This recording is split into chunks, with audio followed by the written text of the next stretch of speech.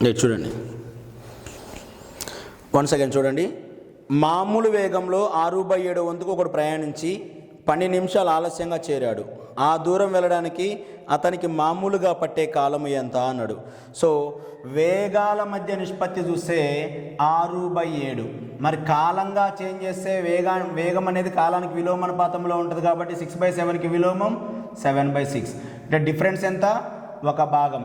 So అతను మామూలుగా ప్రయాణించాల్సింది 6 భాగాల కాలం, కానీ ప్రయాణించింది 7 భాగాల కాలం. అంటే 1 భాగం కాలం లేట్ అయింది. దానివల్ల ఎంత సమయం లేట్ అయింది? 12 నిమిషాల సమయం అయింది. సో మామూలు సమయం అంటే 6 భాగాలకి ఎంత? సో 12 6 72 నిమిషాలు. 72 నిమిషాలు. సో 72 నిమిషాలు అంటే మరి గంటల్లోకి చేంజ్ చేస్తే 72 నిమిషాలు గంటల్లోకి చేంజ్ చేస్తే 1 hour 12 minutes. 1 hour 12 minutes. Write down next problem.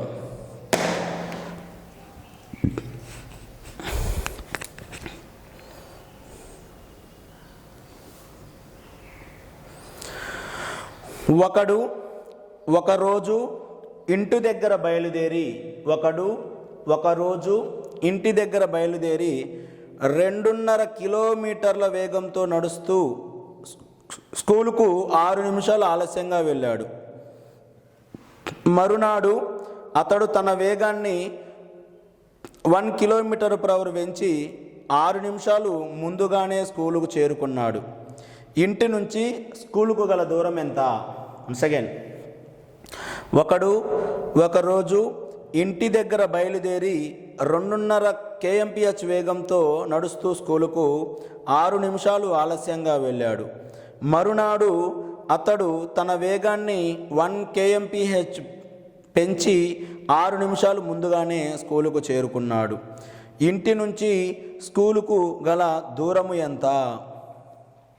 సరే చూడండి. సో ఇది చాలా ఇంపార్టెంట్. ముందు ఆలస్యము అని ఇస్తూ ఉంటాడు. ఈ సందర్భం చాలా ఇంపార్టెంట్. దీనికి ఒక లాజిక్ చెప్తా చూడండి.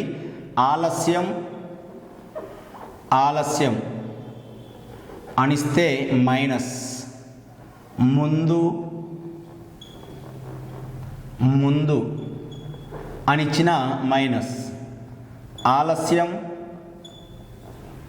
ముందు అనిస్తే ప్లస్ చేయాలి. సో ఇది లాజిక్. మీకున్నటువంటి ప్రాబ్లంలో ఆలస్యం అని అంటే మైనస్, ముందు అంటే మైనస్, ఆలస్యం ముందు అంటే ప్లస్. క్లియర్? సో కాబట్టి ఇక్కడ మీరు అర్థం చేసుకోవాల్సిన విషయం ఏంటంటే, ప్రాబ్లంలో ఒక రోజు ఇంటి దగ్గర నుంచి బయలుదేరి 2.5 కిలోమీటర్ల వేగంతో నడుస్తూ వెళ్తేనంట స్కూల్కి 6 నిమిషాలు ఆలస్యం అయిద్దట. అదే తన వేగాన్ని 1 కిలోమీటర్ పెంచితే ముందే వెళ్తాడట. అయితే ఆ స్కూల్కి ఇంటికి మధ్య దూరం ఎంత అని అడిగిండు. ఇప్పుడు దీనికి ఉన్న ఫార్ములా దూరము = వేగము × కాలం. దూరం కనుక్కోమన్నాడు కాబట్టి వేగము × కాలం. కానీ వేగం ప్లేస్లో ఏం తీసుకుంటామంటే వేగాల లబ్ధము బై వేగాల భేదము తీసుకుంటాం. వేగాల లబ్ధము బై వేగాల భేదము × టైం ఎలా తీసుకుంటున్నాం? ఇక్కడ ముందు ఆలస్యం అన్నాడు కాబట్టి T1 + T2 ఇదనమాట టైం మధ్య క్యాలిక్యులేషన్, ఈ ముందు ఆలస్యాల సంగతి. సో ఈ T1 T2 అనేది ముందు ఆలస్యం ఇస్తే మనం ప్లస్ తీసుకోవాలి, ఆలస్యం ఇస్తే మైనస్ తీసుకోవాలి, ముందు అనిస్తే మైనస్ తీసుకోవాలి. ఇప్పుడు విలువలు ప్రతిక్షేపించండి. ఒకటేమో 3.5 స్పీడు, ఇంకోటేమో 2.5 స్పీడు బై 3.5 - 2.5 మైనస్ 2.5. సో ఇక్కడ టైం ఎలా ఉంది? 6 నిమిషాల ముందు 6 నిమిషాల ఆలస్యం అంటే 6 + 6. మరి అన్ని అవర్స్లో ఇచ్చింది కాబట్టి దీన్ని కూడా అవర్స్లో కన్వర్ట్ చేస్తే బై 60. దేర్ ఫోర్ దీని ఇంకా చిన్న క్యాలిక్యులేషన్ 7/2 3 2 6 + 1 7/2 × 2 2 4 + 1 5/2 బై ఇక్కడ హాఫ్ 1/2 × 12/60. Simple calculation. ఇక ఒక 2కి ఒక 2 క్యాన్సిల్, 12 1 12 12 5 60. క్లియర్? సో 5కి 5 క్యాన్సిల్. ఇక మిగిలింది ఏంటి? 7/2 that = 3.5 kilometer. 7/2 means 3.5 kilometer distance స్కూల్కి ఇంటికి మధ్యలో ఉన్నటువంటి దూరం. మోస్ట్ ఇంపార్టెంట్ బిట్ అండి ఇది.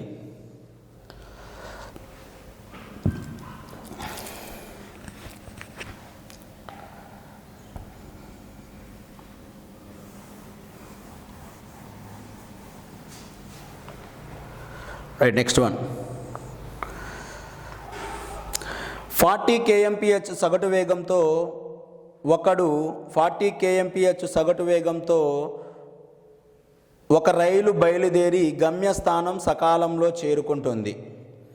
దాని సగటు వేగం 35 kmphగా ఉంటే 15 నిమిషాలు ఆలస్యంగా గమ్యస్థానం చేరుతుంది. ప్రయాణ దూరము ఎంత? సెకండ్, 40 kmph సగటు వేగంతో ఒక రైలు బయలుదేరి గమ్యస్థానం సకాలంలో చేరుకుంటుంది.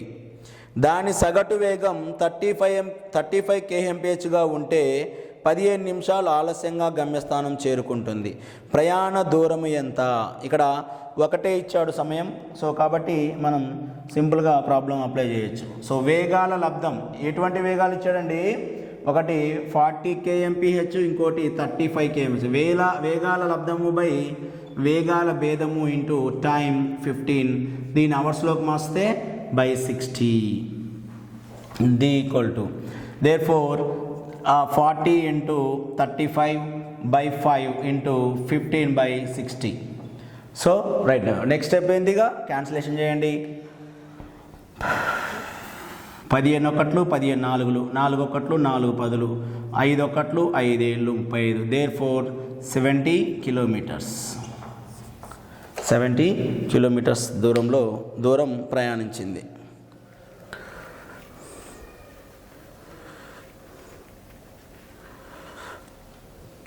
Right, next bit.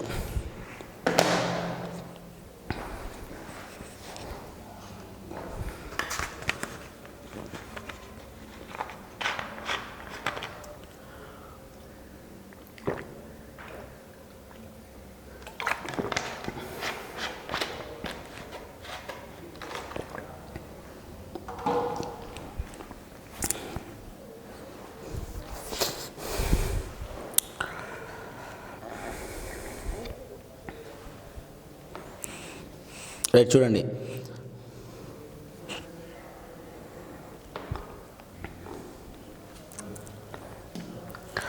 Forty kmph వేగంతో వెళ్ళిన ఒక రైలు 40 kmph వేగంతో వెళ్ళిన ఒక రైలు గమ్యస్థానం 11 నిమిషాలు ఆలస్యంగా చేరింది. అది 50 kmph వేగంతో ప్రయాణిస్తే 5 నిమిషాలు ఆలస్యంగా వెళ్ళేది.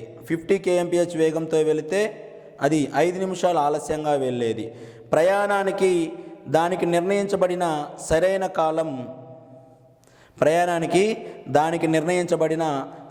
కాలం ఎంత?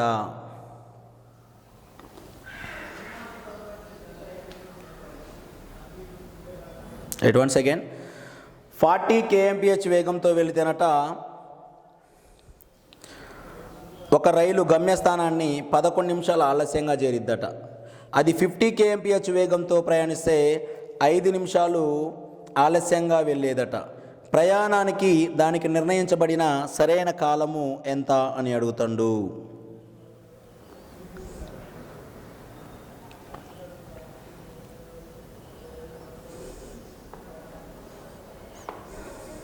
రైట్, చూడండి.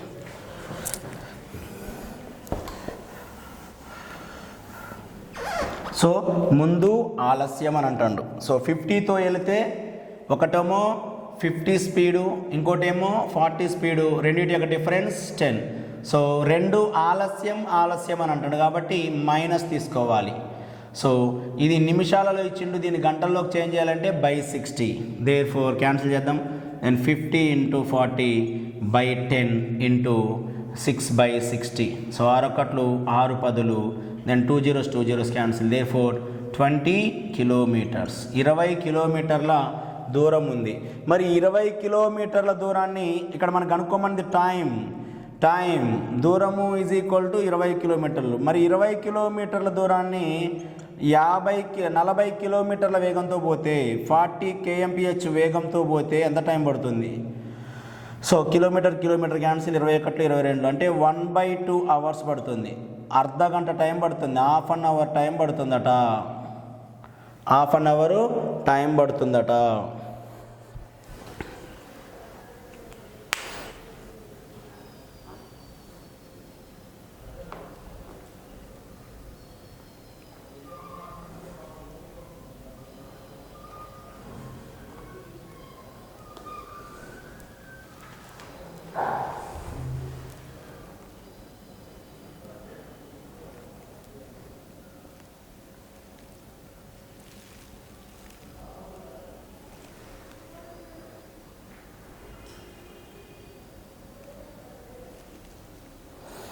సో మొత్తం హాఫ్ అన్ అవర్ అంటే 30 మినిట్స్ 30 మినిట్స్ టైం పడుతుంది. సరే మరి ఇక్కడ ఏం చెప్పిండు, మరి ఈ 40 కిలోమీటర్ వేగంతో పోతే ఏమవుతుంది, అక్కడ 11 నిమిషాల స్పీడు 40 kmph వేగంతో పోతుంటే 11 నిమిషాలు ఆలస్యం అయింది. మరి సరైన సమయం ఎంత అన్నాడు, సరైన సమయం ఈజ్ ఈక్వల్ టు, సో 30 నిమిషాల్లో నుంచి కరెక్ట్ లేట్ అయిన, ఇది లేటుగా పోయినది, ఎందుకంటే మనం 40తో కనుక్కున్నాం కాబట్టి ఇది లేట్ అయిన టైం. సో ఈ లేట్ అయిన టైంలో నుంచి, ఈ మొత్తం టైంలో నుంచి లేట్ అయిన టైం తీసేస్తే 11 తీసేస్తే అది గమ్యస్థానం చేరుకోవడానికి పట్టే సమయం, సరైన సమయం 19 నిమిషాలు. రైట్.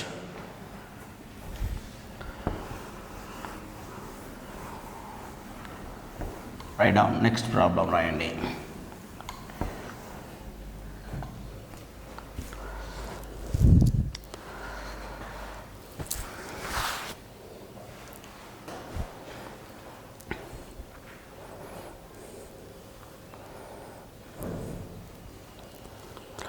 ఆపుదలను వదిలేస్తే కారు వేగం 54 km/h. ఆపుదలతో దాని వేగం 45 km/h. గంటకు ఎన్ని నిమిషాలు కారు ఆగుతుంది? వన్స్ అగైన్, ఆపుదలను వదిలేస్తే కారు వేగం 54 km/h. ఆపుదలతో దాని వేగం 45 km/h. గంటకు ఎన్ని నిమిషాలు కారు ఆగుతుంది? గంటకు ఎన్ని నిమిషాలు కారు ఆగుతుంది అని అంటాడు. రైట్, తీసుకుందాం ఇక్కడ. సో ఆగే సమయం, ఈ దీనికి ఉన్నటువంటి ఒక ఫార్ములా, ఆగే సమయం ఈజ్ ఈక్వల్ టు వేగాల మధ్య భేదం బై ఎక్కువ వేగం. వేగాల మధ్య భేదం బై ఎక్కువ వేగం ఇంటూ 60 అని తీసుకోవాలి. సరే, ప్రతిక్షేపించిన మరి వేగాల మధ్య భేదం, ఒక వేగం ఎంత 54, ఇంకో వేగం 45, ఎక్కువ వేగం 54 ఇంటూ 60. సో సింప్లిఫై చేస్తే 45లో నుంచి 54లోంచి 45 పోతే 9, 9 50 ఎన్నిసార్లు పోతుంది? 9 6లు 6 1 6 10, దేర్ఫోర్ 10 మినిట్స్, 10 నిమిషాలు ఆగుతుంది. 10 నిమిషాలు ఆగుతుంది. లేదా దీన్ని, ఈ ఫార్ములా నేను గుర్తుపెట్టుకోను అంటే దీన్ని ఇలా షార్ట్కట్ చేయొచ్చు. ఈ ఫార్ములా నేను గుర్తుపెట్టుకోను అంటే దీన్ని ఇలా షార్ట్కట్ చేయొచ్చు. ఏమని? సో 54 నిమిషాలకి 60 అయితే గంట కాబట్టి 45 నిమిషాలకి ఎంత? 45 నిమిషాలకి ఎంత? So therefore 45/54 into 60. సో 6 9లు 6 10లు 9 1లు 9 5లు 45, అంటే 50 నిమిషాలు టైం తీసుకుంటుంది. అంటే ఎంత ఆగుతుంది? అది ప్రయాణించాల్సింది 60 నిమిషాలు, ఇది ప్రయాణించింది 50 నిమిషాలు, అంటే 60 - 50 = 10 మినిట్స్ ఆగినది.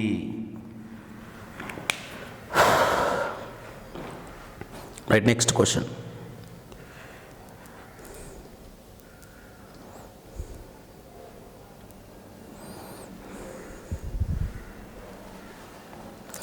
కొంత దూరం ప్రయాణించడానికి ఏ కామా బీల వేగాల నిష్పత్తి. కొంత దూరం ప్రయాణించడానికి ఏ కామా బీల వేగాల నిష్పత్తి 3:4. బి కంటే ఏకు 30 నిమిషాలు ఎక్కువ కాలంలో గమ్యస్థానాన్ని చేరుతాడు. బి కంటే ఏ 30 నిమిషాలు ఎక్కువ కాలంలో గమ్యస్థానాన్ని చేరుతాడు. గమ్యస్థానం చేరడానికి ఏకి పట్టే కాలము ఎంత? వన్స్ అగైన్, కొంత దూరం ప్రయాణించడానికి ఏ కామా బీల వేగాల నిష్పత్తి 3:4. బి కంటే ఏ 30 నిమిషాలు ఎక్కువ కాలంలో గమ్యస్థానాన్ని చేరతాడు. గమ్యస్థానం చేరడానికి ఏకి పట్టే కాలము ఎంత?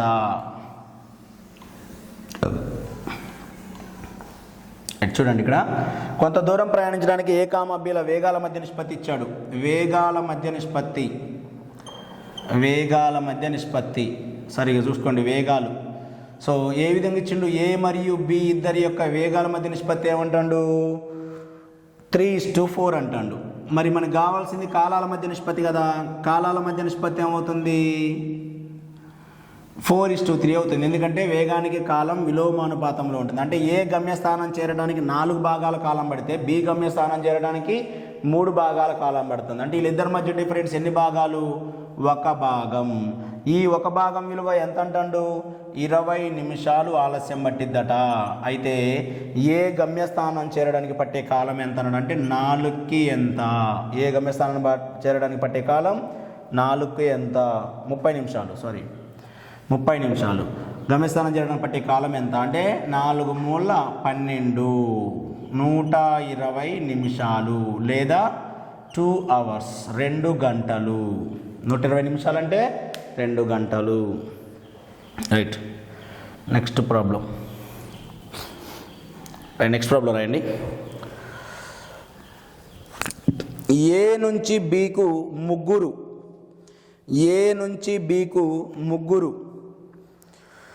4:3:5 నిష్పత్తిలో ఉన్న వేగాలతో నడుస్తున్నారు. ఏ నుంచి బీకు ముగ్గురు 4:3:5 నిష్పత్తిలో ఉన్న వేగాలతో నడుస్తున్నారు. బీకు చేరడానికి వారికి పట్టే కాలాల నిష్పత్తి ఎంత, బీకు చేరడానికి వారికి పట్టే కాలాల మధ్య నిష్పత్తి ఎంత. వన్స్ అగైన్, ఏ నుంచి బీకు ముగ్గురు 4:3:5 నిష్పత్తిలో ఉన్న వేగాలతో నడుస్తున్నారు. బీకు చేరడానికి వారికి పట్టే కాలాల నిష్పత్తి ఎంత. రైట్, చూడండి.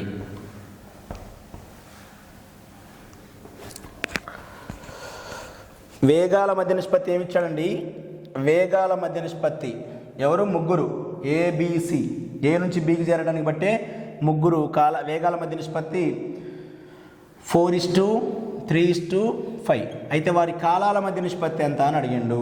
వారి కాలాల మధ్య నిష్పత్తి ఎంత అంటే వేగము అనేది కాలానికి విలోమానుపాతంలో ఉంటుంది. కాబట్టి మనం ఆల్రెడీ నిష్పత్తుల దగ్గర నేర్చుకున్నాం. 4:3:5 యొక్క విలోమ నిష్పత్తి కనుక్కోవటమే. సో దీని విలోమ నిష్పత్తి 4ని క్లోజ్ చేస్తే 15, 3ని క్లోజ్ చేస్తే 20 అండ్ 5ని క్లోజ్ చేస్తే 12. Any cancellation. సో 15:20:12 వాటి కాలాల మధ్య నిష్పత్తి. Next question. స్థిర వేగముతో ఒక కారు 8 గంటలలో కొంత దూరం ప్రయాణించింది. స్థిర వేగంతో ఒక కారు 8 గంటలలో కొంత దూరం ప్రయాణించింది. వేగం 4 kmph ఎక్కువ చేస్తే, వేగం 4 kmph ఎక్కువ చేస్తే అదే దూరాన్ని 7.5 గంటల్లో చేరవచ్చు. అదే దూరాన్ని 7.5 గంటల్లో చేరవచ్చు. వెళ్ళిన దూరము ఎంత ఏమంటానండి. స్థిర వేగంతో ఒక కారు 8 గంటల్లో కొంత దూరం ప్రయాణించిందట. వేగం 4 kmph ఎక్కువ చేస్తే అదే దూరాన్ని 7.5 గంటల్లోనే చేరిద్దట. వెళ్ళిన దూరము ఎంత అని అంటాడు.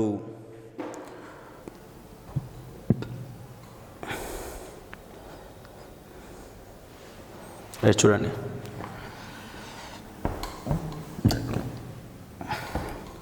సో ఏమంటాడు అక్కడ, స్థిర వేగంతో ఒక కారు 8 గంటల్లో కొంత దూరం చేరిద్దట. 8 గంటల్లో చేరిద్దట స్థిర వేగంతో. కాలం, టీ మీన్స్ కాలం. అయితే వేగాన్ని ఎక్కువ చేయటం వల్ల ఏమైందట, 7.5 గంటల్లో చేరిందట. 7.5 గంటల్లో చేరిందట.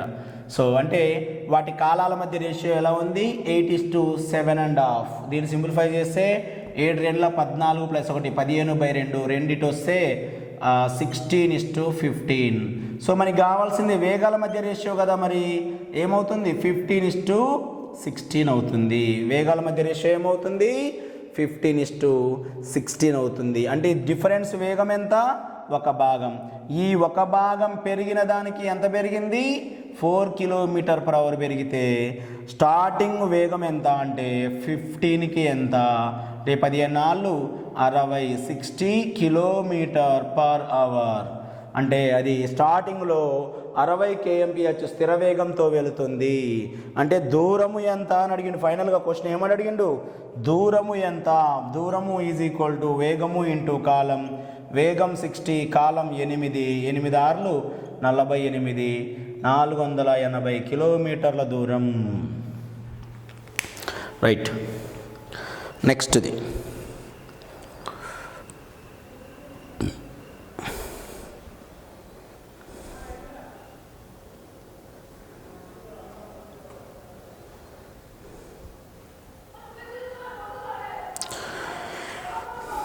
ఒకడు 3 km/h, ఇంకొకడు 3.75 km/h వేగాలతో ఒక చోటకు ఇద్దరు ఒకేసారి బయలుదేరారు. గమ్యస్థానానికి రెండో వాడు 1/2 గంటల ముందే చేరుకున్నాడు. దూరము ఎంత?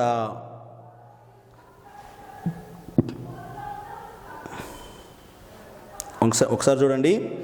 ఒకడు 3 కిలోమీటర్ల వేగంతో ఇంకొకడు 3.75 కిలోమీటర్ల వేగంతో ఒక చోటకు ఇద్దరు ఒకేసారి బయలుదేరారట. గమ్యస్థానానికి రెండో వాడు అరగంట ముందే చేరుకున్నాడట. గమ్యస్థానానికి రెండో వాడు అరగంట ముందే చేరుకున్నాడట. దూరం ఎంత అని అడుగుతాడు.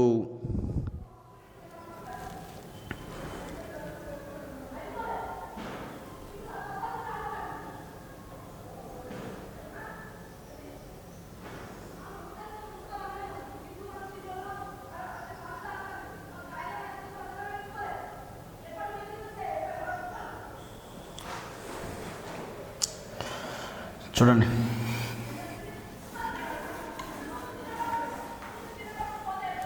ఏమంటానండి,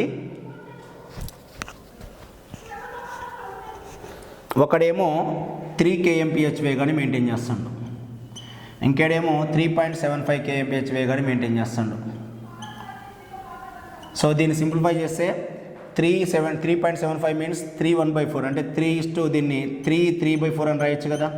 సో సింప్లిఫై చేస్తే 3 4 12 + 3 15 దాని 3:15/4. ఇది వస్తే 12:15. సో ఇదేంటి? వేగాల రేషియో. సో వేగాల రేషియో ఇక్కడ ఒకటి కంటే ఇంకొకటి ఎంత ఎక్కువ వేగం ఉండు? 3 భాగాలు ఎక్కువగా ఉండు. సో అయితే మనకి కాలాల మధ్య రేషియో కావాలి, ఎందుకంటే హాఫ్ అన్ అవర్ ముందు చేరుకున్నాడు. సో ఇది ఏమైంది? కాలాల మధ్య రేషియో అయితే 15:12 అవుతుంది. 15:12 అవుతుంది. ఇద్దరి మధ్య డిఫరెన్స్ 3 భాగాలు. ఎవరికంటే ఎవరు ముందు చేరుకున్నారు? రెండో వాడు ముందు చేరుకున్నాడు అంటాడు. రెండో వాడు ఒక అరగంట ముందే చేరుకున్నాడు. అంటే రెండో వాడు 3 భాగాల కాలం ముందే చేరుకున్నాడు. సో 3 భాగాలకి హాఫ్ అన్ అవర్ అయితే, అరగంట అయితే మొదటి వాడికి 15 భాగాలకి ఎంత? Therefore 15/3 × 1/2. So 3 1 3 5 15, then 5/2 hours. 5/2 hours. అయితే ఏమడిగిండు? అసలు దూరం ఎంత అని అడిగిండు. దూరము ఎంత? దూరము ఈజ్ ఈక్వల్ టు వేగము ఇంటూ కాలం. సో ఇక్కడ వేగం ఏమొచ్చింది? మొదటి వ్యక్తి యొక్క వేగం 3 km/h, కాలం 5/2 hour, then hour get cancel, then 15/2 is equal to 7.5 kilometres. 7.5 kilometres. So kilometre first వేగం తీసుకున్నాం, వేగాల మధ్య రేషియోని కాలాల మధ్య రేషియోగా కన్వర్ట్ చేసినాం. ఎందుకంటే అక్కడ కాలం అరగంట ముందు చేరుకున్నాడు రెండో వాడని ఇచ్చిండు కాబట్టి కాలాల మధ్య రేషియోగా కన్వర్ట్ చేసి కాలం కనుక్కున్నాం మనం. సో మొదటి వ్యక్తి గమ్యస్థానాన్ని చేరడానికి 5/2 గంటల కాలం పట్టింది. సో దూరం ఎంత అన్నాడు కాబట్టి వేగము ఇంటూ కాలము వేగము ప్రతిక్షేపించడం ఆన్సర్ వచ్చింది. లేదు నేను రెండో వ్యక్తినే కనుక్కుంటా అంటే ఇక్కడ 12 ప్రతిక్షేపిస్తే రెండో వ్యక్తి యొక్క కాలం వస్తుంది, రెండో వ్యక్తి యొక్క వేగంతో మల్టిప్లై చేస్తే మళ్ళీ 7.5 వస్తుంది. ఆన్సర్ మారదు. రైట్.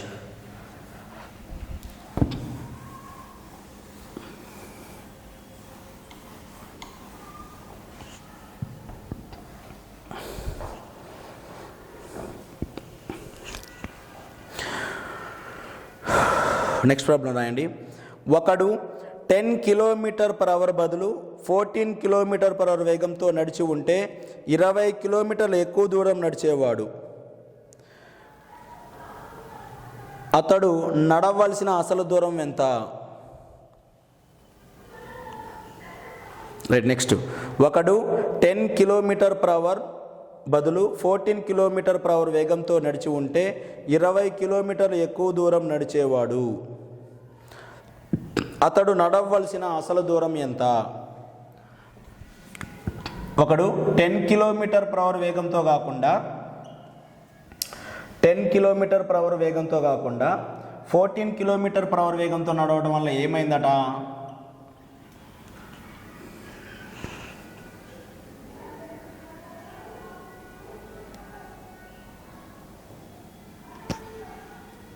ఇరవై కిలోమీటర్లు ఎక్కువ నడిచింది. అంటే ఎంత స్పీడ్ పెరిగింది?